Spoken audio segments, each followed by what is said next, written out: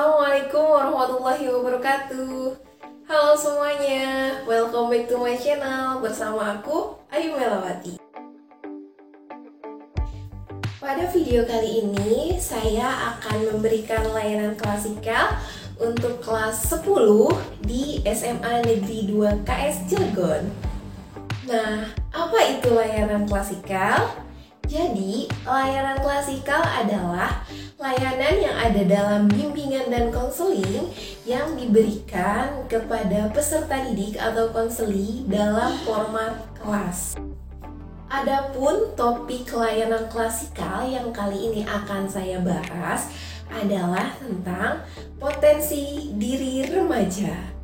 Tujuan layanan klasikal dengan topik potensi diri remaja yaitu agar peserta didik atau konseli dapat memahami dan menggali potensi diri serta dapat mengoptimalkannya agar dapat mencapai kesuksesan di masa depan. Kenapa ya topik ini penting untuk dibahas? Karena ada sebagian besar peserta didik yang belum mampu mengenali apa sih potensi diri yang dimilikinya. Contohnya, kamu pernah nggak ketika ditanya kelebihan kamu apa? Dan pada saat itu kamu bingung untuk menjawabnya karena kamu belum tahu kelebihan kamu apa, potensi diri kamu apa. Nah, itu adalah salah satu ciri bahwa kamu belum mengenali secara optimal potensi yang kamu miliki. Oleh karena itu, yuk sama-sama kita bahas tentang potensi diri remaja bersama Ayu Melawati. Ya, kita perlu tahu apa sih potensi diri itu? Potensi diri adalah berasal dari kata potensi, di mana potensi itu artinya adalah kemampuan yang memiliki kemungkinan untuk berkembang. Nah, lantas apa yang dimaksud dengan potensi diri? Jadi, potensi diri adalah kemampuan, kekuatan baik yang belum terwujud ataupun yang sudah terwujud pada diri seseorang tetapi belum sepenuhnya terlihat atau belum dipergunakan secara maksimal. Nah, kenapa sih kita harus mengenal potensi diri kita? Salah satu alasannya adalah agar kita mudah dalam melaksanakan tugas dan pekerjaan kita sehari-hari. Nah, jadi dengan kita mengenal potensi diri, kita dapat lebih produktif, kemudian kita juga bisa lebih berkarya dengan maksimal, dan hingga pada akhirnya bisa membuat seseorang dapat mencapai tujuannya untuk meraih kesuksesan di masa depan. Nah, kita lanjutkan. Ternyata potensi diri itu memiliki macam-macamnya, di mana ada 5 macam potensi diri. Yang pertama adalah potensi fisik, kemudian yang kedua adalah potensi mental intelektual, kemudian yang ketiga adalah potensi sosial emosional. Selanjutnya yang keempat yaitu ada potensi mental spiritual, dan yang terakhir adalah potensi daya juang. Mari kita bahas dari macam-macam potensi diri yang sudah saya sebutkan tadi. Yang pertama adalah potensi fisik. Potensi fisik ini berkaitan dengan tubuh kita. Jadi, bagaimana cara kita agar mempergunakan apa saja yang ada dalam tubuh kita ini agar dapat berfungsi secara maksimal. Nah, misalnya kita dapat mengoptimalkan potensi fisik kita yaitu dengan cara mempergunakan mata untuk melihat, kemudian menggunakan telinga untuk mendengar semaksimal mungkin, menggunakan mulut kita untuk bisa berbicara yang baik-baik, kemudian menggunakan tangan untuk melakukan sebuah pekerjaan gitu, dan kaki kita tentunya kita gunakan untuk berjalan. Nah, misalnya seperti itu. Kedua, yaitu potensi mental intelektual. Berkaitan dengan potensi mental intelektual, yaitu tentunya dari kata intelektual. Nah, intelektual ini berkaitan dengan pemikiran seseorang, mana bagaimana cara seseorang untuk bisa memecahkan masalah yang ada dalam hidupnya, seperti bisa menyelesaikan tugas-tugas sekolah dengan baik, bisa berpikir dengan baik, bisa menganalisis, dan bisa berhitung. Oke, kita lanjutkan ke macam-macam potensi yang ketiga, yaitu potensi sosial emosional. Nah, terkait dengan potensi sosial emosional ini, yaitu berkaitan dengan bagaimana cara kita berinteraksi dengan lingkungan kita, dengan kehidupan sosial kita. Misalnya dengan keluarga, kemudian dengan teman, baik di lingkungan sekolah ataupun di luar sekolah, dan di lingkungan masyarakat.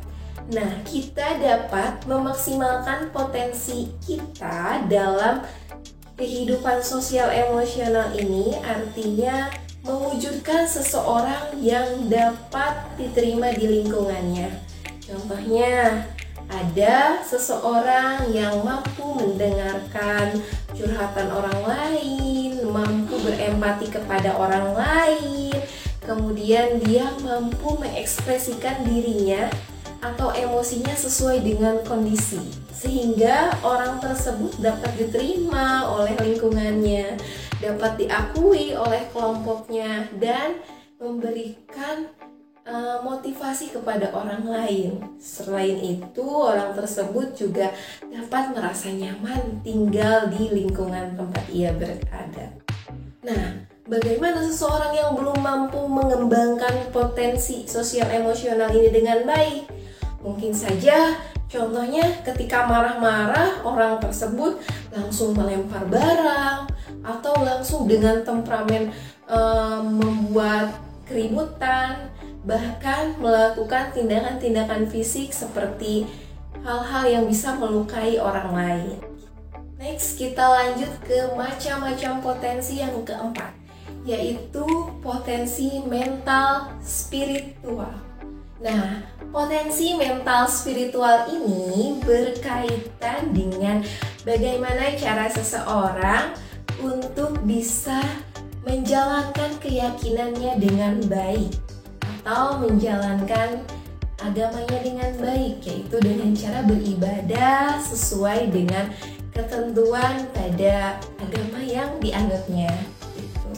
Nah, potensi ini juga ketika dimaksimalkan dengan baik akan membuahkan hasil yang sangat baik. Contohnya, dalam agama Islam seperti ada bapak guru ngaji, kemudian dia terus memberikan pengajaran cara mengajinya yang baik kepada anak-anak yang dididiknya, hingga pada akhirnya bisa membuat anak-anak tersebut bisa ngaji, kemudian bisa mengamalkannya kembali gitu. Nah, itu adalah sebuah karya dari potensi diri mental spiritual yang dikembangkan dengan baik. Ketika kita tekun beribadah, tentunya membuat hati kita lebih nyaman, lebih tentram, dan bisa membuat kita lebih semangat untuk mencapai tujuan hidup sesuai dengan tujuan kita. Nah, yang terakhir adalah potensi daya juang. Nah, potensi daya juang ini berkaitan dengan cara seseorang mampu bertahan dalam keadaan sulit atau dalam keadaan yang membuatnya harus berjuang lebih gitu. Jadi, contohnya ada seorang siswa yang ketika diberikan tugas yang begitu banyak bertubi-tubi oleh ibu bapak gurunya di sekolah, ada yang mampu bertahan, siap mengerjakan tugas tersebut semaksimal mungkin, ada juga yang menyerah. Nah, itu adalah keunikan setiap individu gitu. Nah, kita harus balik lagi kepada seperti apa cara kita untuk menggali potensi diri kita dalam potensi daya juang kita untuk bertahan menghadapi masalah atau kendala-kendala dalam kehidupan kita sehari-hari. Oke, mari kita lanjutkan lagi ke bagaimana sih caranya agar kita mampu mengenali dan menggali potensi diri yang kita miliki. Nah, caranya adalah yang pertama yaitu kenali diri sendiri. Nah, dalam rangka mengenal diri sendiri ini, kita perlu tahu apa tujuan hidup kita. Kemudian, apa sih kegiatan yang kita senangi? Kemudian, apa saja hal-hal yang membuat kita bahagia? Kemudian cari tahu apa kelebihan kita, apa kekuatan kita, dan cari tahu juga apa kelemahan kita. Nah, selanjutnya adalah cara untuk mengenal potensi diri, yaitu tentukan tujuan hidup kita. Apa sih tujuan hidup kita selama kita hidup di dunia ini? Apa misi kita? Sehingga kalau kita sudah punya tujuan hidup, kita pasti akan membuat cara-cara untuk bisa mencapai tujuan tersebut.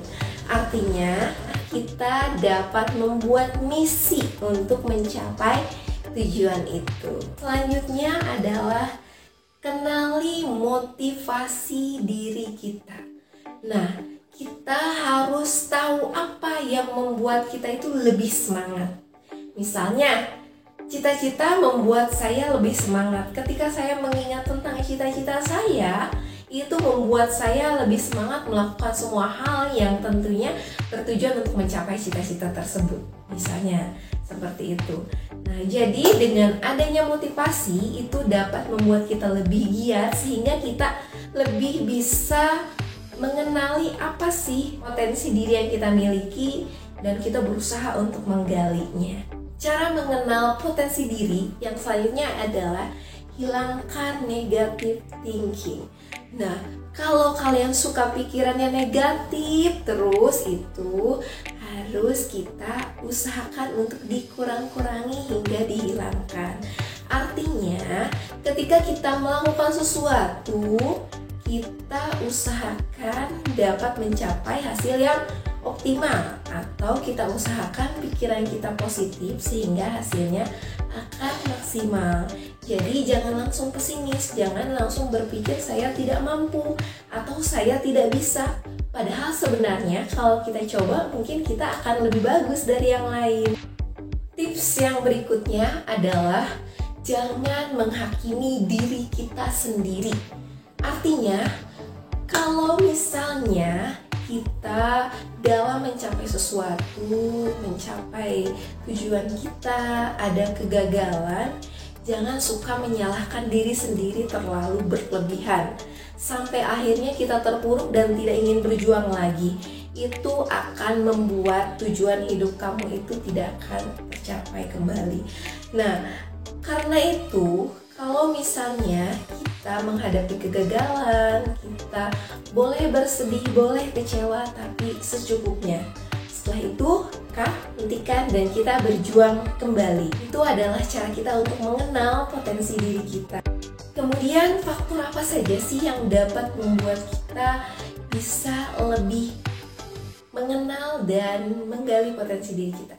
Yang pertama adalah percaya diri. Nah, melalui percaya diri kita dapat mencoba berbagai hal baik tentunya yang bisa menunjang kita untuk mencapai kesuksesan, yaitu misalnya ketika kita belum berani dan kita banyak berlatih karena kita percaya diri, maka kita bisa menjadi lebih berani. Kemudian yang awalnya belum bisa karena kita belajar untuk bisa dengan adanya rasa percaya diri, mampu mempercayai bahwa kita mampu, maka kita bisa melakukan hal tersebut. Yang kedua yaitu faktor yang bisa mempengaruhi cara kita mengenal dan menggali potensi diri, yaitu tentang hobi dan minat kita. Ya, tentu saja Karena potensi diri ini berkaitan dengan apa minat kita dalam kehidupan sehari-hari, apa sih yang kita inginkan, kemudian apa hobi yang ingin kita lakukan, sehingga nanti hobi tersebut ketika dilakukan secara maksimal akan membuahkan hasil yang maksimal pula. Faktor terakhir yang bisa membuat seseorang dapat mengenal dan menggali potensi dirinya adalah pergaulan. Melalui pergaulan ini kita bisa menilai seperti apa diri kita. Contohnya ketika kamu bergaul dengan teman-teman kamu bisa menanya, coba tolong berikan aku penilaian. Seperti apa aku? Apa kelebihanku? Apa kekuranganku? Itu akan mendapatkan penilaian-penilaian baik yang negatif ataupun yang positif dari teman-teman atau pergaulan kita, gitu ya. Nah, tentunya tidak salah juga kalau kita meminta penilaian dari keluarga terdekat kita, yaitu misalnya orang tua, kemudian saudara, sahabat terdekat kita. Lantas kalau misalnya ada yang menilai negatif kepada diri kita harus seperti apa? Nah, jadi kita tidak berpikiran bahwa orang tersebut tidak suka kepada kita. Itu hilangkan dari pikiran kita. Orang tersebut memberikan penilaian artinya agar kita menyadari, oh ternyata ini kelemahan saya. Berarti saya harus belajar, mencoba, dan harus berlatih untuk bisa mengurangi atau bahkan menghilangkan kelemahan tersebut, gitu ya. Oke, semoga Ananda semua bisa memahami apa yang Ibu sampaikan tentang potensi diri remaja. Cukup sekian dari saya. Assalamualaikum warahmatullahi wabarakatuh. Terima kasih telah menonton video ini. Semoga bermanfaat ya. Dan jangan lupa klik tombol subscribe, like, dan aktifin notifikasinya agar kamu